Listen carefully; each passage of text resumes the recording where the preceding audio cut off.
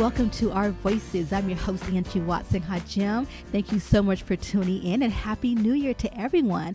You know, every year, millions of us set these New Year resolutions, right? We say we're going to, exercise more. We're going to spend more quality time with our friends or our family members. We're going to start that great business we've been dreaming about.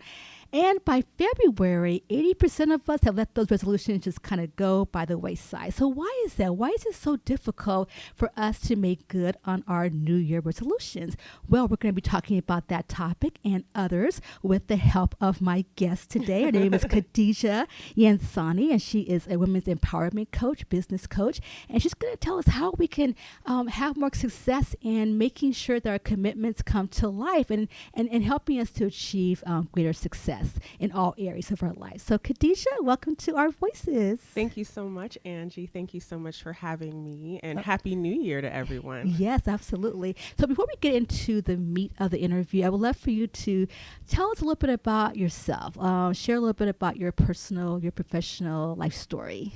Awesome. Well, I am the founder of bloomintoyou.com, and I am a spiritual life and business coach, which means that I am so passionate about working with women to find out who they really are, and they want to package their gifts, all the things that they're good at, and package that into an offering that they can actually get paid for. And it's such a journey of empowerment to do that for a woman, to find out that her skills are worth being paid for. And as women, sometimes we take things for granted, things that we do naturally, but they are marketable, and there's a way to bring that to the marketplace. And so my work is really about helping a woman find her confidence with the things that she loves, trusting in them, and knowing that God gave her that gift to share with the world and to be of service, and that it's okay to get paid for doing what you love. You know, in the olden days, you would thank people with a goat.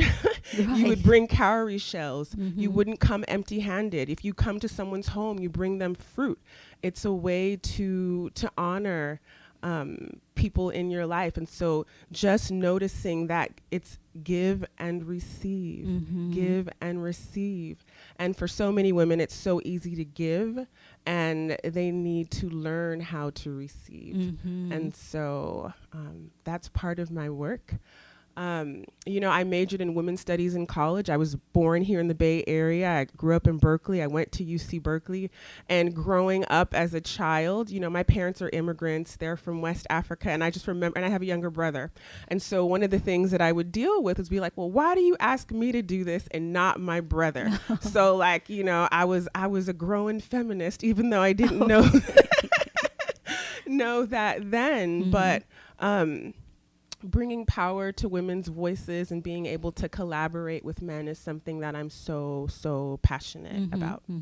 And a lot of your work is centered around women, but you also work with men as well, or is it mostly exclusively with women? Yeah, so I do work with women only. I mean, I have worked with men in the past, but I feel like that's where I feel like I'm meant to do. That's where your heart is. That's where my heart is. Yeah. And that's part of the work that women are doing, is finding out where their hearts are, So I have some clients who want to only work with men. Like, that's their passion, So it's really finding the place where we feel like our strengths can really shine.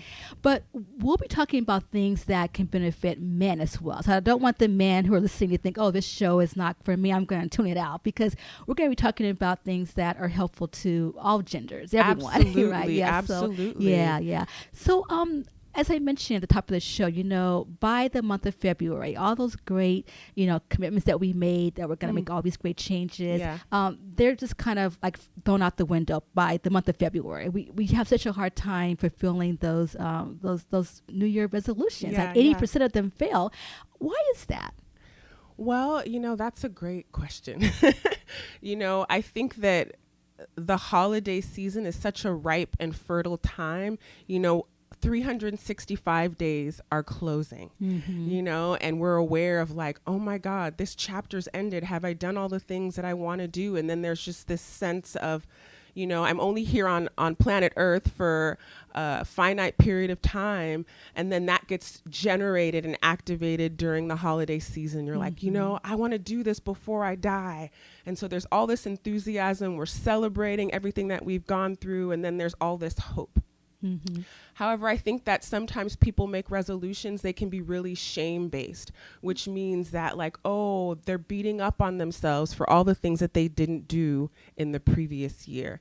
And so if you use shame to try to motivate yourself, not gonna work. That's not effective, right? And so, or things that you think you should do rather than the things that you actually really want to do. Because if they're the things that you're really passionate about, then you're able to go the distance with them. However, if you're just like, oh, I'm beating up on myself because I ate carbs all year and I gained 30 pounds, and then, you know, you set up these unrealistic things for yourself. I'm going to work out every day for 3 hours when you haven't been doing that all year long. It's kind of a hard thing to try to achieve. Yeah. Exactly. So it sounds like you're saying it's really important also to know what you want, because sometimes we say we want something because our spouse wants that for us, or our mother, or our friends, or our employer, but really kind of getting clear of what we really want to bring in. So what are your tools to helping people really figure out like what belongs to me and not my significant other, or not my this, you know? Yeah. So the first thing that you want to do is write down all the things that you want, not necessarily in terms of this is what I'm going to do in 2018, but these are the dreams that I still have to fulfill in my heart, right? And then you want to ask yourself, why do you want them? Because when you're actually writing this down, like, you know, I really want to get married and have a family. And then, well, why do you want that? Well, all of my friends are married and have a family. So then you get to start to see if that's actually your dream or what other people want for you. So once you are able to narrow it down to, okay, like these are my actual desires, then you want to say, well, this is what I want to focus on in 2018. Another reason resolutions fail is like you put so much on your plate at once. I want to quit smoking. I want to find the man of my dreams. I'm going to get that best job. I'm going to work out. And it's like, you know, it can blow your circuits. And so you want to narrow it down to, you know, maybe 3 things. Like these are the 3 things that I want in 2018. So it's really important to find out why you want them. And you can take it a step further to say, well, how is it going to make you feel when you actually achieve those things? You know, because there's something that we want that's deeper than the external thing, whether it's a car or a house. Like maybe it's safety that you're looking for. Maybe it's you want to have fun. Maybe it's a sense of freedom. And so those feelings aren't necessarily attached to the external thing. Those are things that you can start to like, okay, well, what would have me feel safe right now? What would have me feel happy right now? So that way you're in the energy of what it is you want to create. And I hear a lot of people talk about energy. And I've been hearing more and more about this thing called law of attraction and using that to achieve your goals. Tell us a little bit about how that actually works and trying to really connect with this thing called energy. Well, so it's interesting. So the thing that's coming up for me is like a lot of people want to manifest a relationship, right? And you want to be in love, but maybe you don't feel that great about yourself, yet you're expecting someone else to give that to you. So how are you even going to be able to receive that if that's not something you can give yourself, right? So using that as an example, let's say love is what you want to attract in partnership, because we can experience love in many ways. Right. It doesn't have to be only through partnership. It could be loving what you do. But how can you bring more love into your life right now? So that could be you start doing things that you love, you connecting with the people that are already in your life, your friends, your family, your coworkers, meeting new people. So you're activating the energy of love. And so that makes you more attractive to draw love to you. Yeah. So it's getting the feeling of it. Yeah. Seeing it coming to you, feeling it, knowing that it doesn't live outside of you. Sometimes we think you can only experience that with that person. Yeah. But that's something that is innate to us that you can actually activate it and you become more attractive. Like, wow. She's so beautiful. He seems so happy. I enjoy being around him. And so then you become a magnet for the things that you want. You draw that good energy. Exactly. Now, you mentioned visualization a little bit. You talked a little bit about like seeing, you know, what you want. And I know some people, you know, use visual boards. Vision that kind boards, of thing. yes. And so how does that work? So, you know, you've heard the statement that pictures are worth 1,000 words, you know? So I could tell you, Angie, I just got married over the holidays. And this didn't actually happen, but I did go to a wedding. I did go to a wedding. I went to my brother's wedding over the holidays. Nice. It was so beautiful. And so I could tell you that, the bride had on, she did henna on her hand. She had a beautiful dress. My brother wore a beautiful African outfit. However, when I show you the pictures, right, it's going to take what I just said to a whole nother level. Like when you actually see the henna and you see them in the white and you see the background that they're in. And so the advantage to doing a vision board is that it stimulates our senses. So it's funny because I just had a workshop and we did vision boards yesterday. So one exercise that you can do is with your word of the year. So like, let's say you do your journaling and you say, why do I want X desire? Because I want to feel free, because I want to feel happy. And then you start sifting through magazines or cards or calendars and you pick out images that represent what you want and how you want to feel. And that stimulates all of your senses, when you see them. And then you want to put it in a place that you can actually look at it. And so, we talked about, people forget their goals by February. Yeah. And one of the reasons to do a vision board is to get you excited in that feeling tone and energy of having what you want. But the reason why resolutions fail too is because people don't regularly visit their goals. They forget them. I forget them. You're busy. It's like, what did I say I want? What was my word of the year? Yeah. However, having your vision board in a place that you can see, you could remember what it is that you're working on. You regularly visiting your goals, whether it's every Sunday, every month, every quarter, is a way to keep it fresh in your mind so that you know what you need to keep doing in order for it to stay alive. It's very powerful. I know just before the show, actually, I was reading something where Jim Carrey was saying in an article that before he became famous, he used to he would write out a check, like $1 million check, and he would visualize himself having to turn down roles because he was so popular and so busy, and he used that. I've heard other people say that too, that they would visualize themselves doing something or having something, and then it would come to fruition. So there's something really powerful about that. Absolutely, because when we're in that feeling tone, our mind doesn't know the difference between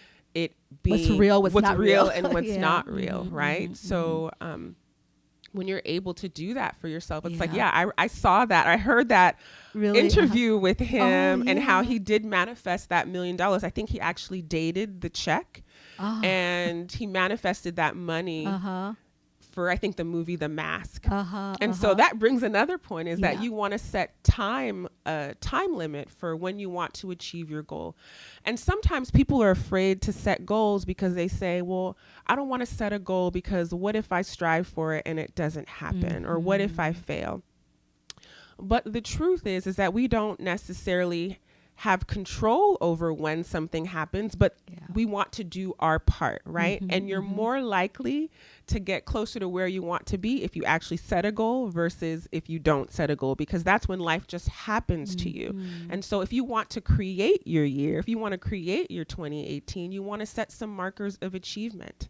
And I think it's important also to remember, because we want to remove shame, is that it's all about progress, not perfection. Sometimes people meet their goals way faster than they thought they would. And sometimes it takes a little bit more time, and that's okay too. So you definitely want to bring a spirit of fun, of play, of this is your great life. What do I want to create this year? But you did say we should put a marker of time. Like, let's say, in 3 months, I'm going to achieve this. In 6 months, October, I should have that. You should put that kind of down as a marker of what you need to achieve by that date. I recommend that because it gives you an aim, but I also like to add, because there's serendipity. We're not in control of life. Like you say this or something better, so you're always trusting and having faith that things are working out always towards your highest good. And maybe it didn't happen in the specific amount of time because something else was supposed to happen first before that. But it gives you something to strive towards, like we're human. And that's another thing. Like as humans, we're always growing. We're always evolving. That's what's so exciting about the new year, because we're like, I want to be bigger, better, brighter this year. And so that's part of the magic of stepping into the new year, is we want our lives to be better. And also, I'm wondering if it helps too to just maybe share your commitment to yourself to someone else. Because I know for me, when I tell someone that I'm going to do something, I'm very much a person that believes in keeping her word for other people. So if I tell you, Kadidja, I'm going to do this, I'm going to try my darnest to do it, because I don't want to let you down. I don't want to look like I failed.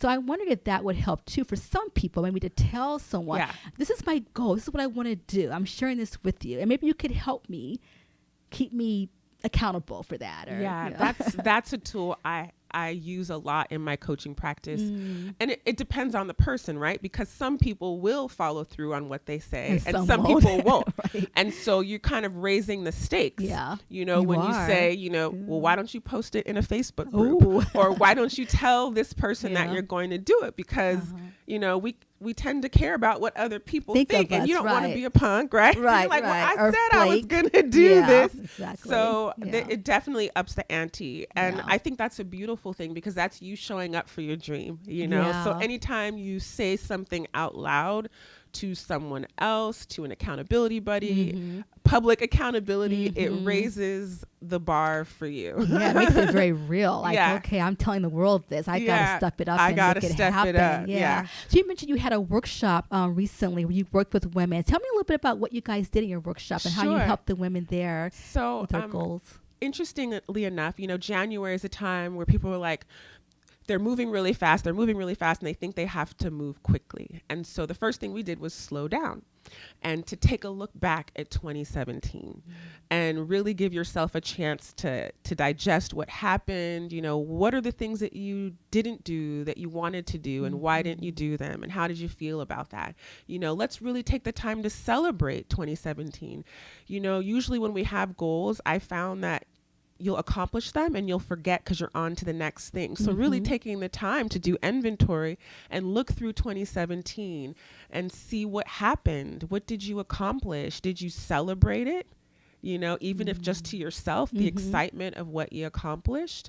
And so we did some writing exercises. If you have a calendar that you use, take a few minutes or some time to look through what happened for you in 2017 and celebrate that success. And if there's anything that you need to let go of, do you need to forgive yourself for anything? Is there anyone else that you need to forgive? So you don't have to rush. I know it's 2018, but sometimes people are doing some clearing of 2017. So it's very common to want to declutter. So declutter your house, let go of the stuff that you accumulated because you're making room for something new. And even if you're the type of person that likes ritual, you can create a ritual of completion for 2017 and say goodbye. So clearing was the first step. And then the second step was to create.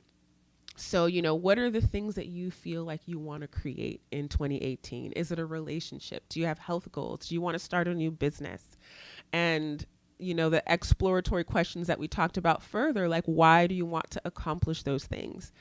How will you feel when you get that? And to actually, you can come up with a word for your year, this is my year, let's say, because I work a lot with creatives and entrepreneurs, like visibility. So, some people who have difficulty putting themselves out there, they might say, well, this is the year that I'm going to be more visible. I'm going to start a radio show. I'm going to start blogging. I'm going to do videos. Or maybe you say this is your year of abundance. So you're reading more books on abundance. You're learning tracking systems. Maybe you're talking to an accountant. So you come up with your word of the year. And again, it's so great if you look at the definition, write it down, and really anchor that into your system. Like, I'm abundant this year. I'm thriving this year. I'm successful this year. And then if you're the type of person who likes to create, doing the vision board exercise is a great tool. You can use magazines. You can use your own artwork. If you are a creative person who likes to paint or draw, you can use greeting cards, calendars. There's tons of ways Yeah. to be creative with creating vision boards. It's unlimited. Yeah. What you could do with that. Yeah. Yeah. And then the third step is around completion and commitment, which we talked about a little bit. It's like, well, it was fun to create the goals, but how are you going to stick to them? Mm-hmm. Right? So you don't want to just make goals for your year. You want to break it down to like, okay, well, if my goal is to, buy a house this year, how am I going to do that? Do I need to take a home buying class? Am I going to find a realtor? What steps you need to take? Yeah, what steps are you actually going to take by the quarter, by the month, by the week? So it's really important that you bite-size things down so that you know what you're doing on a weekly basis. And I find it so valuable to review your month, to review your quarter, to even review your week. Like today is Sunday, right? Like, what are your plans for the week to achieve the goals that you're working on in 2018?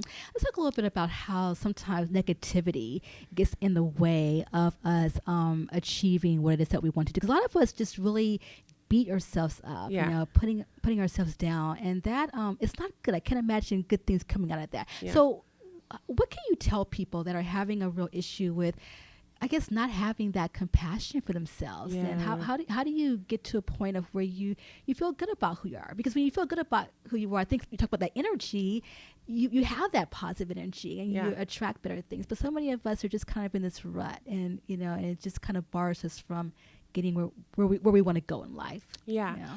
Well, there's the dialogue that we have in our own mind, right? And then there's the dialogues that we have with others. And so the first thing is awareness. Like, be aware of the conversation that you're having with yourself. Like, oh, I'm never going to achieve that. I'm too old.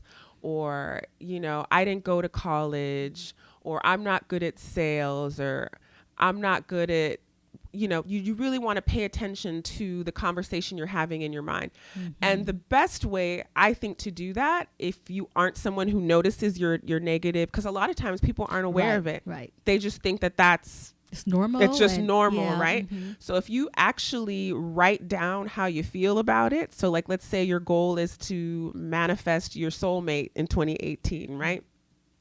So asking yourself questions like, do I think I can actually have it? Why do I think I haven't achieved it so far? Like, this is kind of a way to uncover what thoughts you're having about it. Oh, well, I don't think anyone will be with me right now. I'm 40 pounds overweight. So when you start noticing those thoughts, that's kind of telling you what you're in the space to create. Because if you feel like you're not good enough to start a business, to have a relationship, to get the job that you want, then you kind of close yourself off from taking any types of action. So the first thing you want to do is to notice the conversation that you're having with yourself, and be kind to yourself for having those, kind, loving thoughts, And so what are the things you want to celebrate? What are the good things about you? Like, why would someone be lucky to be with you? What are the good things that you can do when you start a business? How might your radio show or blog or video help someone? What are the compliments? What are the nice things that people say to you? Like, I actually have people write this down and review it, because people forget. It's so easy to remember the negative things that we've heard. And people will literally forget the compliments that they receive. So I want you to take inventory of all the nice things that people say about you. You probably hear some common themes of like, oh, you're so generous. Because if you are that way, a lot of people probably say that about you. And so you want to affirm all those things, like, maybe I didn't go to college, or maybe I don't have that skill, but I'm willing to learn. I can learn. Look at the evidence of other people around you who have already achieved what you want to achieve, and let those stories inspire you. And I love that you use the word compassion, Angie, because we want to be so compassionate and loving with ourselves. And, you can't see me because we're in the studio, but like, hugging yourself and saying you're doing such a good job. So that starts with patting yourself on the back.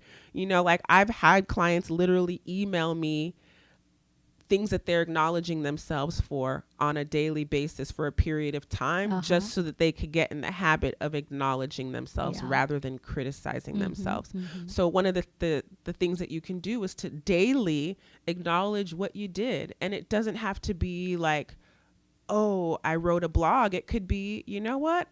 I fed my kids a healthy meal today, like the small things. The small things, from the small things to the larger things. Acknowledge yourself, appreciate yourself for all the ways that you're showing up in life already and for the people around you. And how do you think about positive affirmations and how using that can be very helpful as well? Yeah. So I love using affirmations, and for some people, it can seem odd because it can seem like they're lying to themselves. So if you say, I believe in myself, or I am worthy, I am loving, for some people, it can feel inauthentic. So you want to pick affirmations that feel true and resonant for you. Yeah. Right. And affirmations are best done in the mirror, but they don't have to be. Okay. So that you are looking into your own eyes and saying, Angie, I just honor you. I loved the way that you spoke today at that workshop. I love the way that you bring people together. You just want to get in the habit, because especially, I know we use the example of you're drawing in a relationship. We tend to want to hear all those things from other people. And it's amazing to find out that when you start saying those things to yourself, it's easier to hear it when other people say it to you. And it's easier for you to receive when people mirror that back to you. Yeah. And you're saying people have a hard time, with those affirmations sometimes. It's like we have a hard time acknowledging our own gifts and our own beauty and our own good. I don't know. I think maybe it's partly the way we're raised in our society, and that we don't allow for that affirmation. I think when we're teaching children as they grow up, I think that's probably one reason why so many people have a hard time just thinking so highly of themselves. I mean, there are people who have this huge ego. We all know those people, right? I mean, but there are so many people that I see that are wonderful, good people, have such bad feelings about themselves. It's just kind of heartbreaking. It is heartbreaking. I think that you're right. A lot of us are taught to be really humble and not to brag about ourselves. And I don't see it as bragging. I see it as acknowledging the truth of who you are, because the way that you feel about yourself impacts how you show up in the world. So if you have the belief that they would never hire me, or, that's for that person, going on vacations for that person, that's not for me, then you're not even going to allow yourself to take actions that would allow that into your life. Yeah. So it's necessary for you to raise your bar to how you feel about yourself, so that you can have the desires that you say that you want. Yeah, that compassion is so important. Yeah. It takes time, sometimes to build that up. If you are just tuning in, you're listening to Our Voices, and I'm your host, Angie Watson-Hajjem, and I'm speaking to Kadidja Yansane, and she is just giving us some really great information about keeping our commitments to ourselves, and having compassion for ourselves, and ways that we can better achieve our goals. So let's talk a little bit about the work that you do around women who want to open up their own businesses, be entrepreneurs. So many women want that, and so many of us feel like, it's like never going to happen. They're not going to come to my workshops. They're not going to want my service. They're not going to. So tell me kind of the process that you work with your clients around, and helping them to start their businesses and put themselves out in the world. Yeah, I love that you mentioned this part about what if people don't come to my workshop, or what if people aren't going to be interested? That is a huge fear that I see clients have when they're wanting to start a business. So I work mostly with coaches and service-based solopreneurs. And so the first thing that we do, if they don't know what their niche is and who they want to serve, it's really, it's coming back to what are you passionate about? What do you love to do? What have you experienced in the past? What types of jobs have they had? Because usually it depends. I have some clients who are just starting out and some clients who already have a business that want to grow. So for the people who are just starting out, they're trying to find out their niche, who they want to help, and learning to trust, so I think that's a piece of like, well, is anyone going to pay me for this? Or why would anyone pay me for this? Right. And what the interesting thing is, I see so many clients who they pay people to help them with that, but they find it strange, or they don't trust that people would pay them. Goes back to that whole thing about worth, self-worth. And it goes back to worth and value. And then when we're talking about sales, because, when you go to a job, you can rely on a regular paycheck. And so that's a scary feeling of, having to have a conversation with someone and enroll them into your services. And so I find that a lot of clients have mixed feelings about sales, especially I work with a lot of heart-centered spiritual women, so they can feel a conflict with being a spiritual person and then asking for money for their services, rather than seeing it as an exchange of like, I'm helping this person with their relationship, their health, their business, their career, their writing, whatever, and in exchange they're compensating me for guiding, teaching, supporting, and mentoring them. And so it's breaking that apart. And money has a real negative connotation for a lot of people. Got to kind of change that a little bit. So there's that, and then there's also the piece of visibility. So if you're going to start your own business, people need to know about you and what you do. So nowadays there's so many ways to be visible, but again, I like to work with people around finding a ways that feels comfortable and natural to them. So visibility could be sharing what you do on Facebook, on a podcast, through blogging, through hosting workshops. And so that's a whole world in itself, fear of being, even on Facebook, sharing, what are their family and friends going to say? What if no one comments? So that's a vulnerable thing to share your art, your work, your business with the world. What if you're going to be rejected? How do you deal with that rejection? Well, I think that it's to know that it's a part of it, and that it's not actually, it might feel like rejection, but if you put yourself in other people's shoes, so like we're so stimulated with everything that we see online, we don't look at every single thing and like and comment and share on everything that we post. We pay attention to what is relevant for us, right? And so the people that may be your clients are also going to pay attention to what's relevant for them. So sometimes I have clients who feel like their parents or their family don't really support what they do, but they might not be their clients.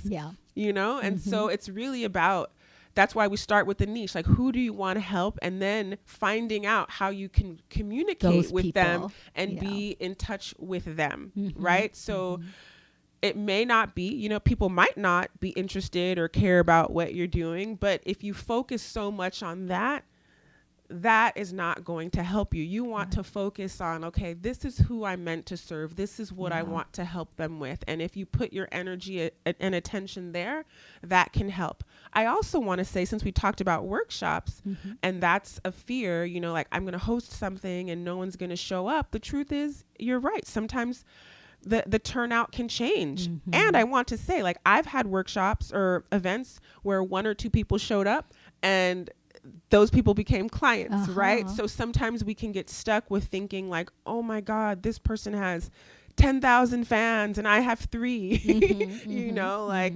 well, if those 3 people open your email and actually want to work with you, that's great. Those are your clients, right? And so it's really important to look at things in perspective. And sometimes it can take some time to gain traction.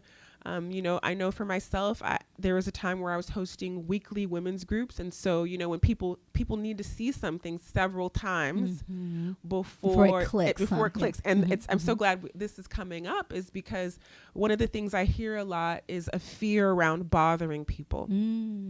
I'll hear clients say like, well, I don't want to bother anyone telling them what I'm doing. I don't want to email them again. I don't want to, like, there's this fear that they're bothering. And if they are bothered, like, they have the option to unsubscribe, to unfollow. But I think it's less about people being bothered and more about, like, it's you making it more about you than about the people that you're meant to serve. So again, if you can keep shifting your attention, like, there's someone that's going to be like, oh my God, I forgot about that. Yeah. Thank you for sharing it with me again. Or I just found out about this. And so again, we talked earlier about savoring the successes. Anytime you get an inclination that, you know, people are celebrating or showing that they're happy or interested, mark those, because, you know, the entrepreneurial journey is a journey. And there are ups and downs, and you want to have support, you know, of course, during the ups, but also during the downs. And so it can be helpful to be a part of a community of people who are starting their own business, to have an accountability partner. You can work with a coach yourself, but you really want to be around people that understand what you're doing, so that you feel inspired, you feel supported, and you get a sense of the trajectory. You know, like, you're not going to knock every single thing out of the ballpark, but that's sometimes we have that unrealistic. We're going to fail sometimes, and we pick up and we learn many times from those failures. But I like the whole thing about the support. I think that's so important. When anyone is trying to start their own business, is getting a tribe, getting people that maybe are trying to do something similar or different, and you guys come together and talk and share and support each other, because it gets hard out there. You know, does. Trying to do your own thing. I myself, I have an accountability partner. We meet every Wednesday for 4 hours. 4 hours? Yeah, I actually, 11 to 3. Yeah, that's 4 hours. So I actually go to her house. It's so funny. When we started working together, we were trying to decide where we would meet. And I said, I think it'll be good for me to leave my house. I have 2 small children, and I can easily get sucked into what's happening at my house. And so that, I would say, is one of the most productive 4 hours of my week. It doesn't mean that I don't work outside of that, but we both go there, and she's working on her business and I'm working on my business. And so get an accountability partner. You know, it's what we were talking about earlier, you upping the ante. It's like, okay, sometimes I'm like, do I really want to go today? But we're in a commitment that we're doing that until we're not. You know what I mean? So now, you are a mom of 2 small kids, as she mentioned. So how do you deal with the whole work life, you know, balance? You know, you want to start a career, you want to start your business, and you have, you know, kids, and you have a partner, you have a 9 to 5, you know, how do you figure all that out? What do you do? I could see your own experience. So, I have, my daughter's 3.5 and my son will be 2 next month. So to tell you that things are balanced, I would be fibbing just a bit. But I try to use my time wisely. So Mondays, Wednesdays, and Fridays, those are the Tuesdays and Thursdays and the weekends. That's when I'm with them. They have daycare Monday, Wednesday, and Friday. So I really try to make the most of my time. And so I know time is an issue. Maybe you have a 9 to 5 job, or you have kids, or you have other things going on. And sometimes people feel like they need to spend so much time. If you could just carve out half an hour regularly, or an hour or 4 hours during your week, that's great. You know, so, but it's important to schedule time. You know, if you just let the day happen, things don't get done. So you really want to schedule time. Again, we talked about accountability. Having someone to say you're going to do this and by when is so valuable. And so I think self-care is so critical. Yes, absolutely. And so you don't, you know, there's that healthy balance of, you know, you're starting a business, you have to exert some energy, but it's just as necessary to practice good self-care, drink lots of water, make sure that you get enough sleep, or as much as you can. doing things for yourself so that you're constantly replenishing and refilling your cup. Finding some joy too in the times that you can. So I know you also, outside of doing your work with women and so forth, you also do work around sacred money and that kind of work about like what kind of money type you are. Well, tell me a little bit about that. Yeah, so I work with an assessment called the Sacred Money Archetypes, and it's 8 archetypes. And so the truth is we all have a relationship with money, even though we may not think about having a relationship with money. And everyone does. We all have to use money, no matter what color you are, no matter what age you are, race, ethnicity, gender. We all have to deal with money. And usually there are a lot of feelings and emotions that come up around money. So there are 8 sacred money archetypes, and the assessment, so the top 3 archetypes influence how you do money. So some people are really, really like an accumulator is really great at saving. And even if they have savings, like their archetype, they can still run this script of like they're going to run out of money, and they can talk as if they're going to run out of money, even though they might have like a savings account that someone would consider really hefty, right? And then there's an archetype like the celebrity archetype who might appear as though they have money, but you know, any money they get, they spend more than it. And so the importance of the archetypes is like once you know what your archetype is, you can learn to use it to accentuate your strengths and not to work from the shadow of that archetype. And so it's really designed as a tool to help you have a more healthy and balanced relationship to money. And any of the archetypes can be good with money and have a great relationship with money. So it's not like one archetype is better than the other, but oftentimes with clients, since they're wanting to start a business, it's a useful tool to see, you know, so there's also the alchemist sacred money archetype, and they are the people who care so much about humanity and feel like they want to make a difference in the world. And so they have mixed feelings about making money. They realize that you need money to survive, but then they feel like there's so much injustice. So it's like, can you see how if you have this relationship to money, how it might be hard to make money sharing your gifts because it might conflict with your core values. So it's learning to see all of these archetypes have strengths, and how can money support, you know, your mission, your purpose. And we talked a little bit about receiving and giving. So it's like, it's safer and it's more vulnerable to receive. It's more it's more vulnerable to receive. You know, I often hear people say, well, I don't want to ask anyone for anything. I don't want to bother anyone. So just even the thing of like, oh, I'm asking someone for money. You're not asking someone for money. You're offering them an opportunity. Like if you're a business owner, right? You don't go to Safeway and say like, oh, I feel bad I'm selling them groceries. I don't think they're saying that. I feel bad that they bought a bag of potatoes. It's like, no, they need potatoes to go home. They want to make a really great dinner for their family, and you've got all these options available to you at Safeway. So it's learning to shift.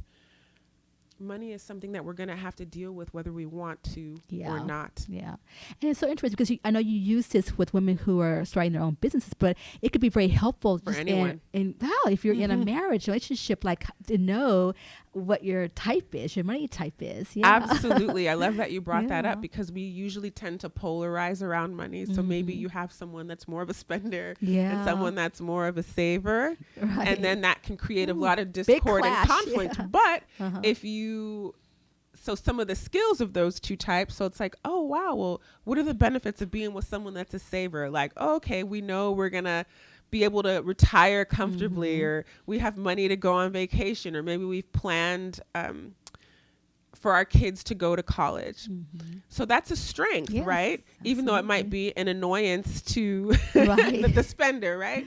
And so the gift of the spender is that maybe they really enjoy life, you know, and Mm-hmm. they have a generosity. They like to give to people.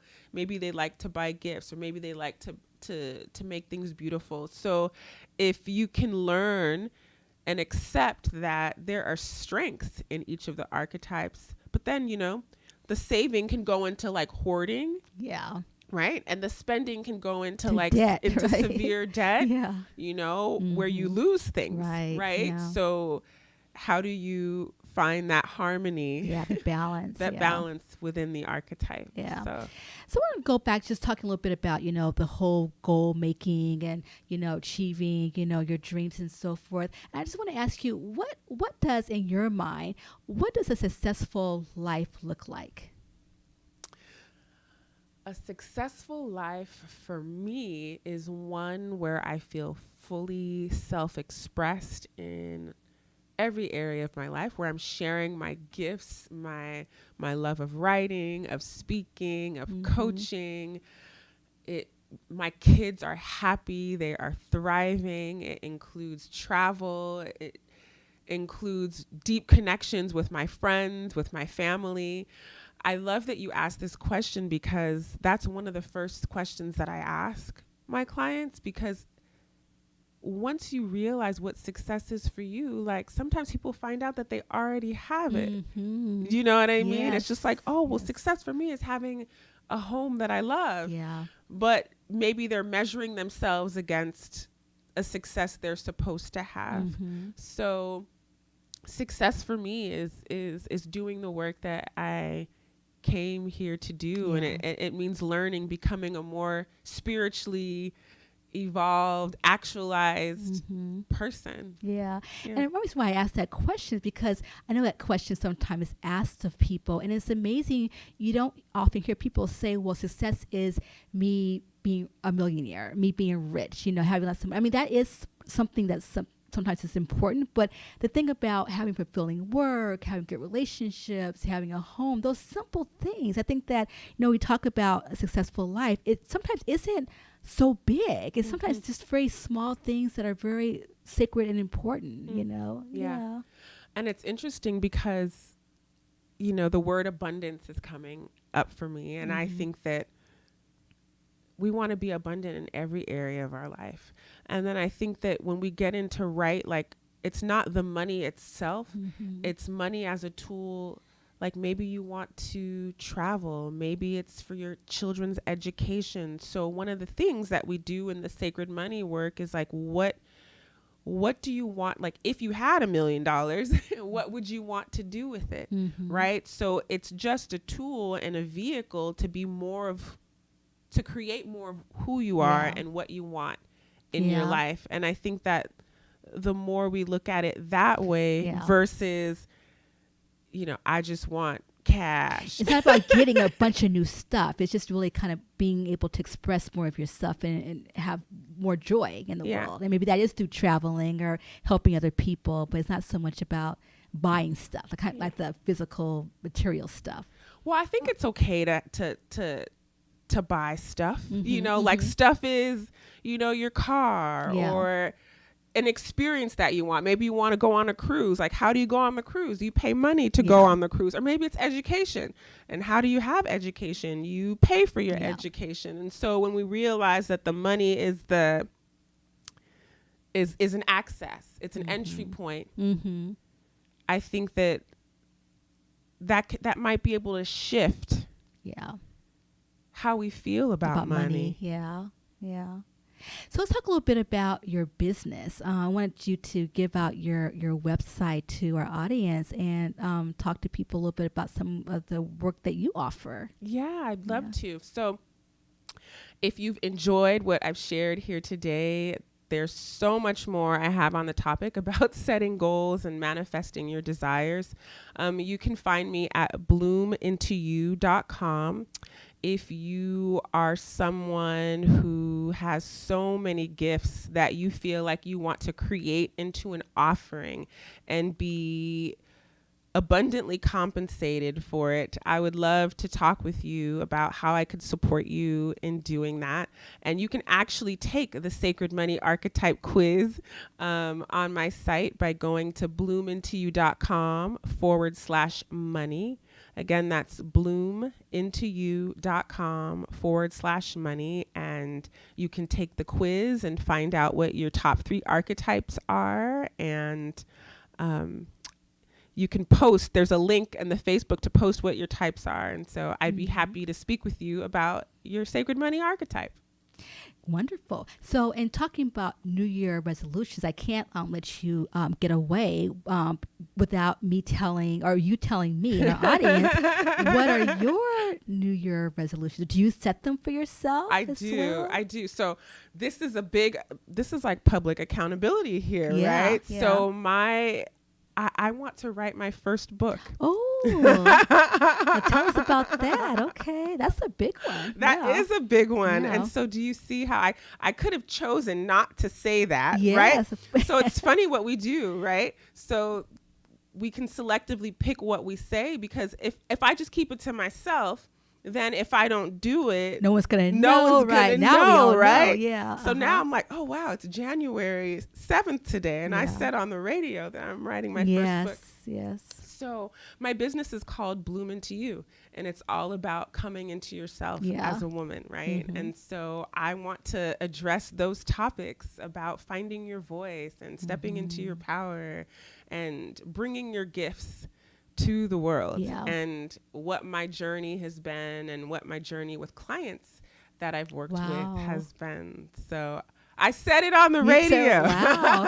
Well, since you took that risk, I'm going to take my own risk here too. So I haven't really set any resolutions, but my wonderful engineer Brett and I were talking last year, and he was like, you got to up your game with your show. You got to get your Facebook out there. You got to get a website, and you got to get a logo. Like, I'm thinking, oh my God. So I'm going to be working this year on really, you talk about visibility, like really getting this radio show out there in the world, getting a podcast, all of that. So that's scary to say that. My heart's kind of beating a little bit. So how do I go about doing all that? It's a little scary because there is so much that I want to do. It's like, well, how do I actually make that happen, Kadidja? Like, what do I do? Where do I start? Yeah. Well, I love how you said that it's scary. Yeah. Because it is scary. Yeah. And that's why sometimes we're afraid to make goals, right? Because it's like, if you say it, then you're like, then I have to do it. I have to do it. I have to show up. I do. Yeah, you do have to show up. Yeah. I think one of the things that I'm going to look into doing, like you were talking about, having an accountability partner, like someone that I can just say, maybe check in every month. This is what I've done. I got the logo. I got the Facebook page up. I got this. And I think that will do a lot. And I know for me in my personal life, writing things down, like at my job, my 9-to-5 job that I have on my calendar, all the things I have to do for the day. And when I do it, it feels so good. Yeah, it's just such a great sense of accomplishment. It really is. And I was talking to a friend before the show, and we were talking about resolutions also and goals and so forth. And she was saying that one thing that really inspires her is that she puts in her mind how she's going to feel like after she accomplishes the goal. And that is enough to help her get over that hump and doing, because she knows this great feeling is going to come. Yeah. So, yeah. Well, that's why it's so great to have your how you want to feel word. Like, what's your word for the year? Do you have one? Celebration, I think. I really feel like this is a year of healing celebration.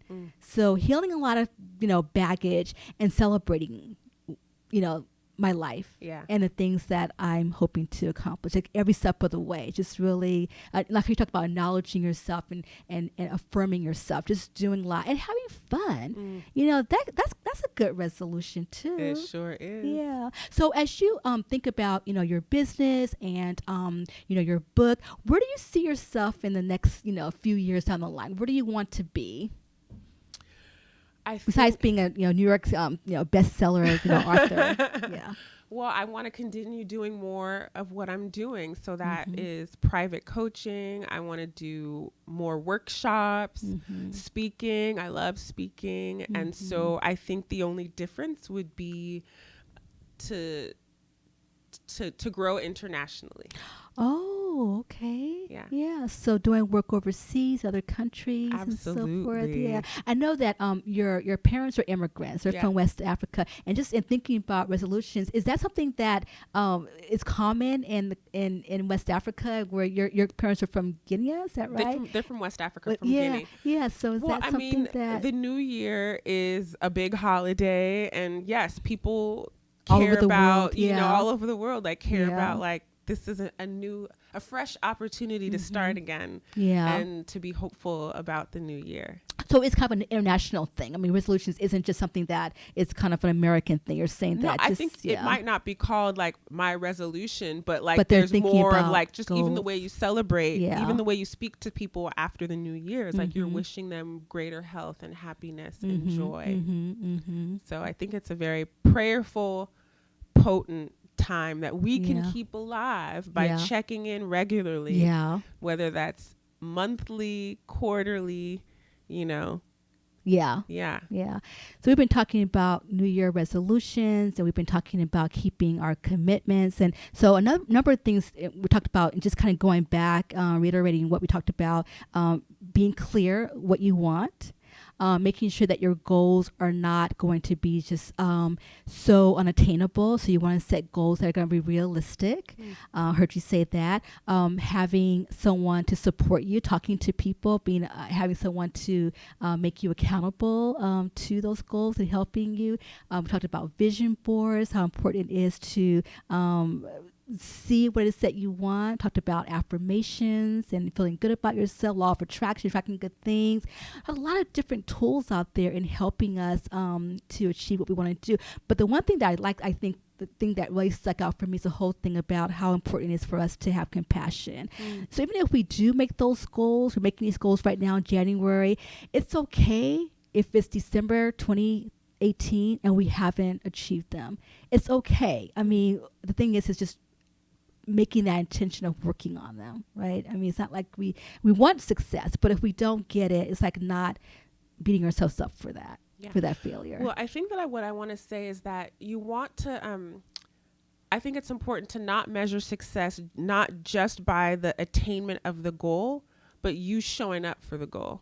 So like, if you take it on, like, don't let yourself down. And when I say don't let yourself down, if I start working on my book, right, and I've written such and so many chapters, but December 27th comes by and it's not complete, but I started, like, just make the commitment and write to yourself, like, I am committed to showing up for this and compassionately showing up for this. And I'm going to do as much as I can. I'm going to do my best. And your best changes, right? So you are worthy.